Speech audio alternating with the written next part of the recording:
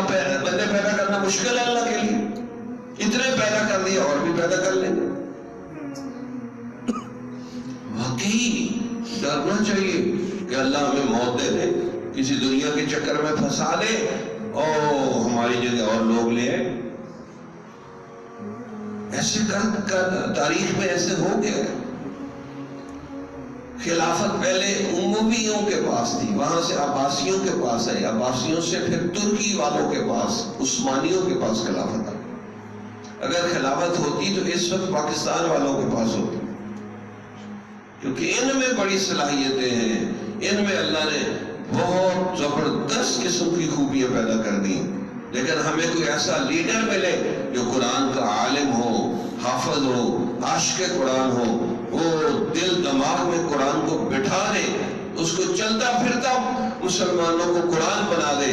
یہ پورے پاکستان کے لوگ چلتے پھرتے قرآن بن جائیں تو جدھر جائیں گے یہ قرآن کو پھیلاتے جائیں گے۔ ہمیں خود نہیں سمجھ آتا تو بھائی عاشق قرآن بنیں گے، پھر دیکھیں اللہ تعالیٰ کیسے آپ سے دین کی خدمت کے کام لے۔ عاشق قرآن بنے تو اس کے لیے میں نے آیات پڑھی ہیں، یہ آیات آپ زبانی یاد کر لیں تو انشاءاللہ اس کی برکت سے بھولا ہوا قرآن بھی یاد ہو جائے گا اور آپ کو عشق و محبت بھی قرآن کی نصیب ہو جائے گی۔ یہ ہے سورت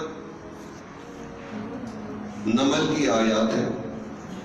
اللہ تعالیٰ فرماتے ہیں توسین،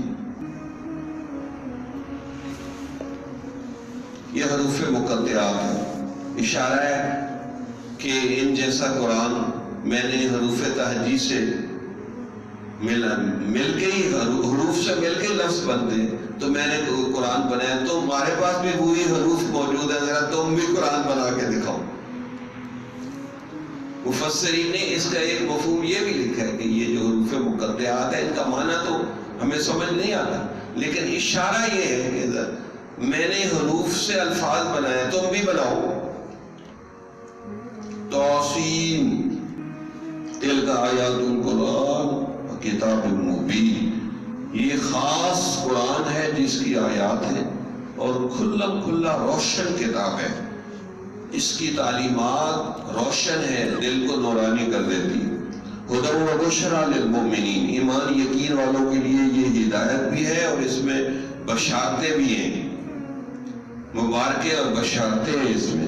جمال الوجود بذكر الإله وتصفو الحياة بنور هداه، جمال الوجود بذكر الإله وتصفو الحياة